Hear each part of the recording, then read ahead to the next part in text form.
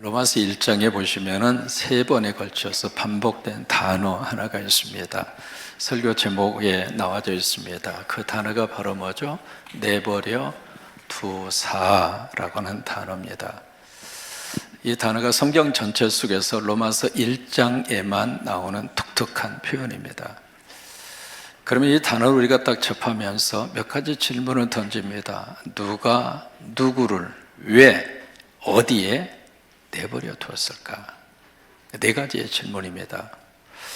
첫째로 누가 내버려 두셨을까? 오늘 여기에 보시면 27절에 보시면은 한번 성경으로 가셔서 누가 내버렸을까? 24절에 한번 같이 한번 읽습니다. 그러므로 누가 하나님께서, 여러분 성경은요 크게 읽으시기 바랍니다. 24절에 그러므로 누가 하나님께서 그들을 마음의 정욕대로 더러움이 어떻게 했어요? 내버려 두셨어요. 그 다음에 26절에 가서 보시면은 이 때문에 누구께서 하나님께서 그들을 부끄러운 욕심이 어떻게 하셨죠? 내버려 두셨어요. 그 다음에 28절에 가서 보시면은 또한 그들이 마음에 하나님 두기를 싫어하며 누구께서 하나님께서 그들을 상실한 마음대로 어떻게 하셨죠? 내버려 두셨어요. 자 보세요. 그러면 누가 내버렸습니까? 하나님이 내버리셨다는 거예요. 그러면 누구를 지금 하나님께서 내버려 두셨을까? 그 로마서 1장 21절로 23절까지의 내용입니다. 거기 보시면 두 사람의 두 종류의 부류의 인간을 만날 수 있어요. 첫째로 하나님을 알아요. 하나님을 인정합니다. 하나님의 존재를 부인하지는 않습니다. 여러분 우리가요 이성을 가지고 있다면 하나님의 존재성을 부인할 수 있어요? 없어요? 부인할 수 없습니다. 마치 자녀가 난 부모가 없습니다. 부모의 존재성을 부정할 수 있습니까? 대답 좀 해보세요. 부정할 수 있어요? 부정할 수 없죠. 마찬가지로 인간은 하나님의 존재성을 부정할 수가 없습니다. 왜요? 스스로가 창조주가 계신다고 하는 사실을 인정 안 할 수가 없거든요. 그래서 하나님의 존재성을 알아요. 그것을 부정하지는 않아요. 그런데 그 하나님을 하나님으로 대우하지 않습니다. 그래서 무슨 현상이 나타나는가? 하나님께 경배하지도 않고 예배 드리지도 않습니다. 예배는 무슨 의미를 가지고 있느냐면 하나님을 하나님으로 대우해 드리는 것이 예배입니다. 여러분들이 지금 하나님을 하나님으로 인정하고 높여 드리는 거예요. 하나님이 나의 아버지가 되시고 그 하나님이 나를 사랑하시고 그 하나님이 나를 붙잡고 계시고 아멘 할 때까지 할 거예요. 그 하나님을 하나님으로 인정하고 드리는 것이 예배예요. 그래서 하나님이 예배하는 자들을 참 축복하십니다. 왜 하나님이 예배하는 자를 찾으세요? 하나님을 하나님으로 인정하니까 하나님이 복 주시려고. 오늘도 여러분 하나님의 복 받고 가시기를 바랍니다. 또 하나 그들이 하나님을 인정하지도 않고 또 하나 하나님의 영광스러운 그 존재를 무엇으로 익스체인지 무엇으로 바꿔버렸는가? 4가지가 나옵니다. 사람으로, 새로, 짐승으로, 기어다니는 동물로. 그렇게 해서 이제 하나님의 존재성을 이상한 모습으로 지금 바꾸어 버렸거든요. 그것을 우리는 뭐라고 이야기하는가? 우상 숭배라고 합니다. 바로 그들을 하나님이 어떻게 하셨는가? 내버려 둔 거예요. 그들의 마음속에는 지금 뭐가 있는가? 내 인생인데, 내 삶인데 내가 알아서 하겠다고, 내 마음대로 하겠다고. 그러면 3번째로 이 내버려 둠에 대한 의미가 어떤 의미를 가지고 있을까? 왜 하나님은 그들을 내버려 두셨을까? 1차적으로 생각할 수 있는 것은 하나님의 이 내버려 둠이 포기인가? 영어로 말하면 하나님께서 기법하신 것인가? 아무리 해도 희망도 없고 아무리 해도 하나님 쪽으로 올 것 같지 않으니까 그래 알아서 해. 그리고 이제 하나님이 무관심을 하시고 방치하고 하나님이 포기해 버리시는 것인가? 그것이 하나님의 내버려 두심의 의미인가? 여러분 그렇게 생각하세요? 그거 아닙니다. 하나님은 여러분들을 절대 포기하지 않습니다. 특히 구원받은 하나님의 백성들은 하나님이 절대로 포기하지 않습니다. 저는 목회하면서요, 마지막 순간에 예수 믿고 구원받고 천당 가는 모습을 참 많이 봤습니다. 평생을 예수님 부인하고 신앙생활을 하지 않던 분이 마지막 돌아가시기 직전에 복음 딱 들으시고 거기에 아멘 하시고 천국 가는 케이스를 수도 없이 많이 봤어요. 하나님은 포기하지 않습니다. 그러면 여기에 하나님이 내버려 두시면 어떤 의미를 가지고 있는 것인가? 이것이 바로 하나님에 대한 진노입니다. 하나님의 심판이에요. 여러분, 사랑하지 않는 사람에게 누가 진노합니까? 여러분, 아무 관심도 없는 사람에게 내가 잔소리를 하고 그 사람이 잘 되기를 바라고, 여러분 그럴 수 있습니까? 우리가 살면서 가장 잔소리를 많이 하는 분이 누구일 것 같아요? 하나님이에요. 하나님이 잔소리를 가장 많이 합니다. 그렇게 살지 말라고, 그러면 안 된다고, 그러면 큰일 난다고, 그러면 지옥 간다고. 가장 잔소리를 많이 하는 사람이 하나님이고요. 두 번째, 잔소리를 가장 많이 하는 사람이 누구예요? 마누라예요.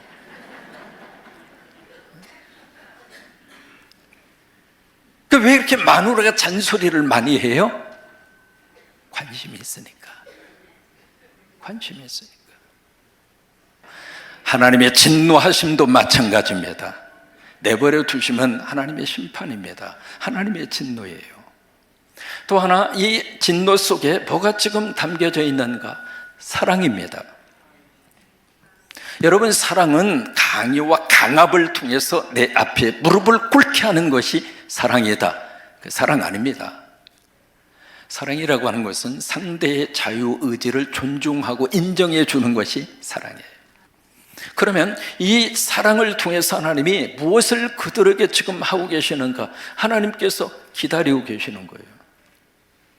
그러면 하나님께서 기다리는 이것을 통해서 하나님이 뭘 하기를 원하시는가? 회개하기를 원하시는 거예요. 하나님 없이 그 길로 가보니까 인생이 이렇게 고달플 줄이야.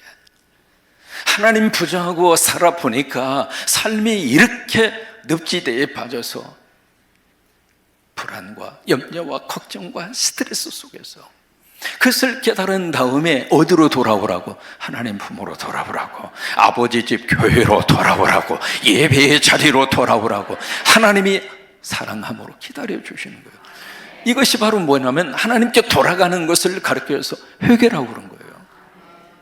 회개는 세 가지의 차원이 있습니다. 첫째로 지적, 이성적 차원이 있습니다.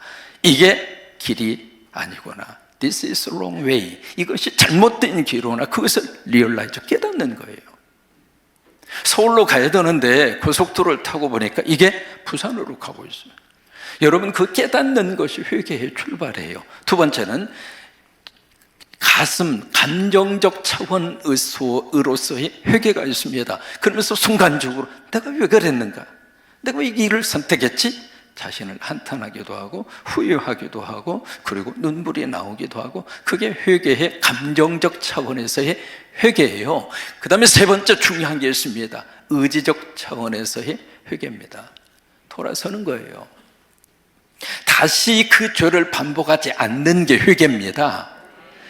우리가 깨닫고 그 다음에 감정적으로 느끼는 것을 회개라고 생각하는데 그것은 회개를 위한 한 과정일 뿐이에요. 그래서 하나님이 내버려 두시는 거예요. 네 번째로, 하나님이 어디에다가 지금 내버려 두셨는가? 세 가지에다가 하나님이 내버려 두셨어요. 첫째로 24절에 보시면은 그들의 마음에 무엇대로 하나님이 내버려 두냐면 정욕대로 더러움에 내버려 줍니다. 그 다음에 두 번째로, 하나님이 어디에다가 내버려 두셨는가? 여기에 수치스러운 뭐냐면 욕망입니다. 욕망대로 살기를 원하니까 그대로 내버려 두십니다. 그 다음에 세 번째는 여기에 하나님 두기를 싫어함에 그 상실한 마음, 그 상실한 마음이라고 하는 것은 타락입니다. 타락대로 가기를 원하니까 아 그래? 타락의 길로 가봐 하고 내버려 두신 거예요. 그러면 이 세 가지 이 현상 속에서 정욕대로 그들이 내버려 두니까 그들이 무슨 짓을 하면서 그들이 살고 있는가? 서로 자기의 몸을 어떻게 하냐면 욕되게 합니다. 그 다음에 욕망대로 내버려 두니까 인간이 어떻게 사느냐면 순리대로 살아야 되는데 이 순리를 다 거역하고 다 영리로 바꾸면서 삽니다. 그 다음에 세 번째로 타락대로 내버려 두니까 그들이 어떤 저기를 하고 있는가? 불의를 계속 해가면서 삽니다. 여러분, 이 세 가지 결과들이 왜 이렇게 나타나게 됐는가? 바로 여기에 내버려 두니까 인간이 그런 길로 치닫고 그 길로 죽을 돈 살 돈으로 가더라 이 말이에요. 여기에 몸을 욕되게 했다. 이것이 바로 정상적인 가정과 정상적인 부부의 관계를 다 거절하고 불륜으로 다 빠지는 거예요. 여러분, 그런 일들이 있습니까? 없습니까? 대답하지는 마십시오. 왜? 옆에서 들을까 봐 지금 두렵잖아요. 이게 불륜이 지금 우리 한국 사회 속에요, 치명적으로 가정을 지금 좀먹고 있습니다. 부부의 관계도 마찬가지입니다. 여러분, 불륜 관계가 교회는 지금 아무 그것으로부터 자유함을 얻을 수 있는가? 누구도. 두 번째로 여기에 이제 이 욕망대로 살아가는 모습이에요. 자, 한번 보실까요? 26절입니다. 같이 한번 읽겠습니다. 이 때문에, 자, 크게 읽으시라고 그랬어요. 26절 시작. 이 때문에 하나님께서 그들을 부끄러운 욕심에 내버려 두셨으니 곧 그들의 여자들도 순리로 쓸 것을 바꾸어 영리로 쓰며 그와 같이 남자들도 순리대로 여자 쓰기를 버리고 서로 향하여 음욕이 불릴 듯하며 남자가 남자와 더불어 부끄러운 일을 행하여 그들의 그릇 때문에 상당한 보응을 그들 자신이 받았느냐. 이게 순리와 영리. 이 순리라고 하는 이 단어는 영어로 말하면 Natural Relationship. Natural Relationship. Natural이라고 해서 자연적인 관계다 그 말이에요. 자연적 관계. 이게 정상적인 관계를 순리라고 표현한 겁니다. 하나님의 창조의 질서를 거역하지 않고 따라가는 것을 순리라고 하는 거예요. 근데 영리라고 하는 것은 그 앞에 un이라고 하는 말이 붙어서 unnatural relation, 비정상적 관계, 하나님의 창조의 질서를 깨뜨리는 관계, 그게 영리라고 하는 거예요. 이게 수치스러운 욕망 속에 살도록 내버려 두니까 이게 가장 먼저 순리를 영리로 바꾸어 쓰는 사람이 누구 있는가? 26절에 여자예요, 남자예요? 여자입니다. 여자가 먼저 나왔어요. 그 다음에 27절에 그 다음에 누가 나와요? 남자가 나옵니다.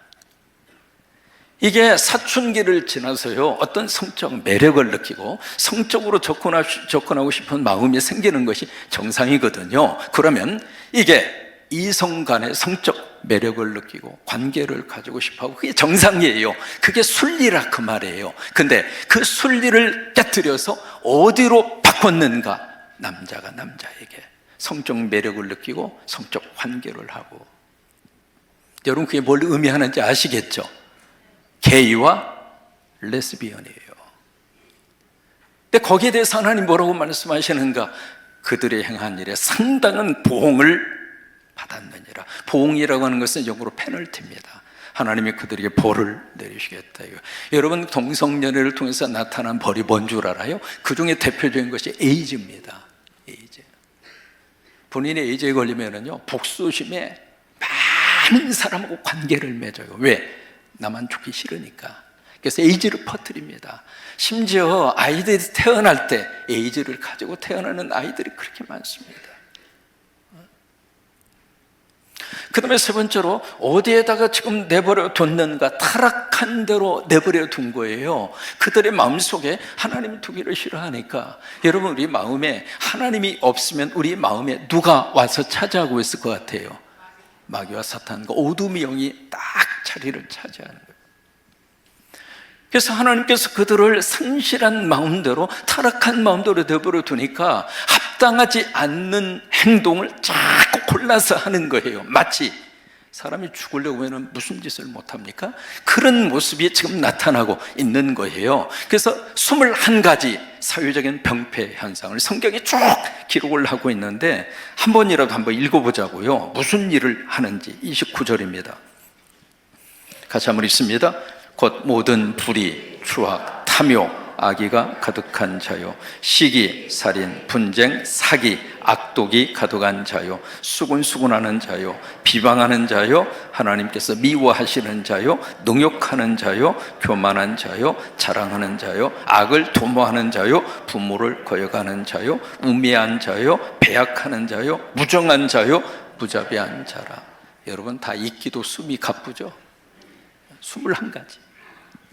예, 갈라디아서 5장에 가서 보시면은요, 육체의 일이라고 딱 표현하면서 갈라디아서 5장에서 10가지가 나옵니다. 같이 한번 읽겠습니다. 육체의 일은 분명하니 곧 음행과 더러운 것과 호색과 우상숭배와 주술과 원수 맺는 것과 분쟁과 시기와 분냄과 당 짓는 것과 분열함과 이단과 투기와 술 취함과 방탕함과 또 그와 같은 것들이라. 이게 마태 15장에 가서 보시면 예수님이 마음에서 나오는 것 7가지를 우리에게 말씀을 하시거든요. 같이 한번 읽겠습니다. 마음에서 나오는 것은, 시작, 마음에서 나오는 것은 악한 생각과 살인과 간음과 음란과 도둑질과 거짓 증언과 비방이라. 낯선 단어입니까? 늘 살면서 우리가 접하고 있는 단어들입니다. 근데 32절 말씀에 마지막에 뭐라고 말씀하셨냐면 32절 같이 한번 읽습니다. 그들이 이 같은 일을 행하는 자는 사형에 해당한다고 하나님께서 정하심을 알고도 자기들만 행할 뿐 아니라 또한 그런 일을 행하는 자들을 옳다 하느니라. 이게요 참 묘합니다. 유유상종이에요. 은혜를 좋아하는 사람은 은혜 사모하는 사람끼리 모여들게 돼 있어요. 참 신기합니다. 시험 든 사람은 꼭 시험 든 사람끼리 모여요. 죄 짓는 것도 마찬가지입니다. 사탄의 물귀신 작전이에요. 나도 죄를 짓고 당신도 죄를 짓고 에브리바디 죄를 짓자. 왜 그럴까요? 자기가 죄 짓는 것을 합리화시키려고 그렇게 하는 거예요. 그러면 오늘 이 말씀을 우리가 보면서 왜 성령님은 바울을 통해서 이 말씀을 로마의 성도들에게 편지로 보냈을까? 2가지 이유 때문에 그래요. 첫째로 로마 교회와 성도들이 지금 살고 있는 세상이 어떤 세상인지 알아라. 여러분 우리도 마찬가지입니다. 우리가 살고 있는 세상이 어떤 가치관을 가지고 어떤 정신적인 문화의 흐름이 지금 우리 속에 몰려오고 있는가, 그것을 알아라 그 말이에요. 로마시는 2가지의 특징을 가지고 있었습니다. 첫째로 식도락이고 두 번째가 성도락입니다. 폼페이라고 하는 도시에 가서 보시면 2000년 전에 로마의 귀족층이 어떻게 살았는가, 그것이 고스란히 거기에 남아있는 도시가 폼페이입니다. 여러분 가서 한번 보시면요 충격을 먹습니다. 그들이 가지고 있었던 인생의 즐거움이 딱 2가지. 첫째, 식도락. 먹고 마시고 먹고 마시고. 이게 사람이 먹고 마시는 게 한계가 있잖아요. 배가 부르면 가서 억 하고 토하고, 그리고 와서 다시 와서 먹고 마시고, 배가 부르면 가서 또 억 하고 토하고 먹고 마시고, 하루 종일 그러면. 2번째,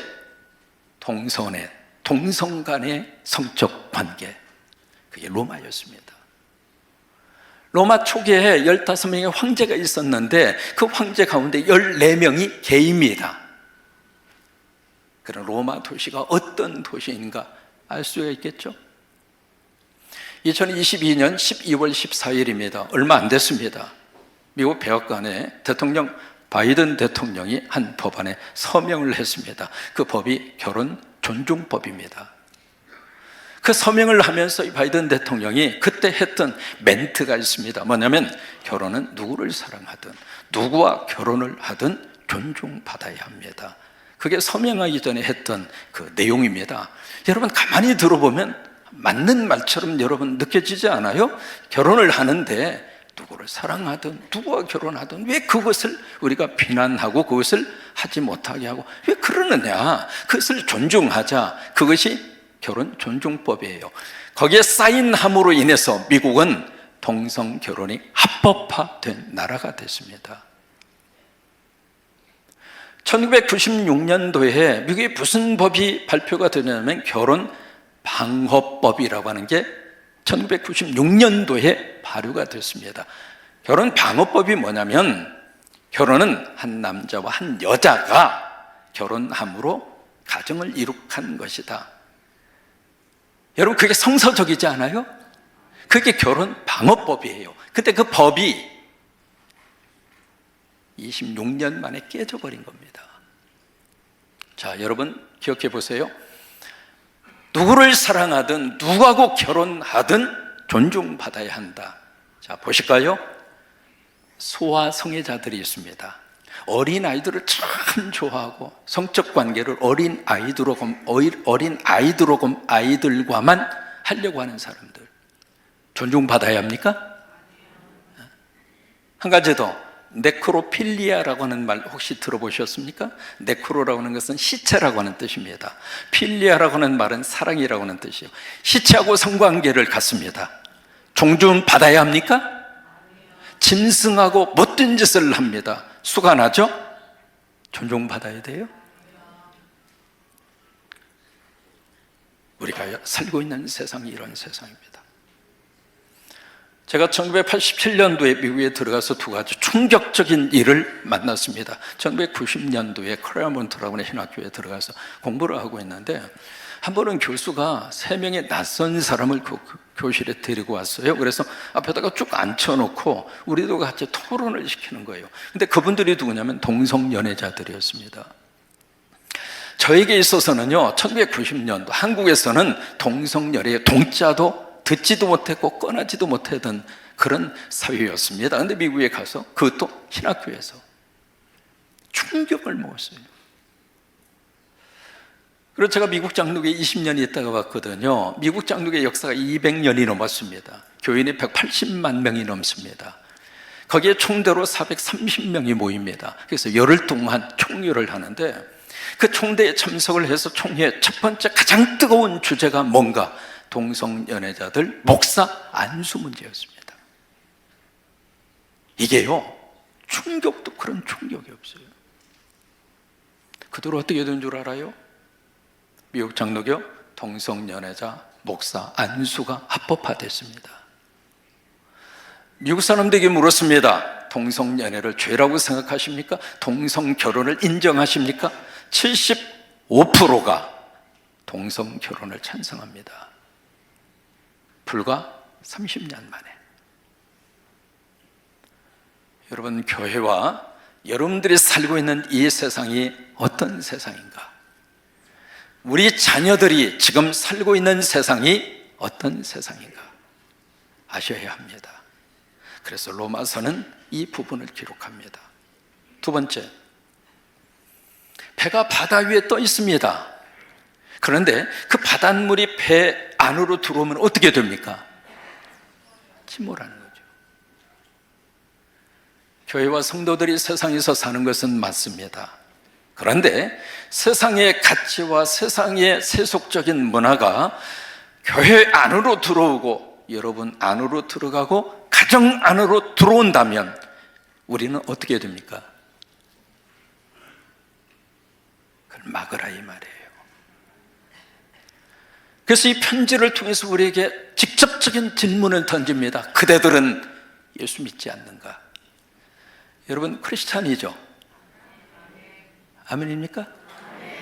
크리스찬 영어여서 그런데 여러분 예수 믿으시죠? 아멘 한번 해보세요. 예수 믿으시죠? 그러면 믿지 않는 사람과 달라야 돼요? 아니면 똑같아야 돼요? 그죠? 로마서는 거기에 대한 반문을 우리에게 해주고 있습니다. 세상은 그렇다 할지라도 신앙생활하고 그리고 교회를 지켜가고 믿음 생활하는 너희만은 복음으로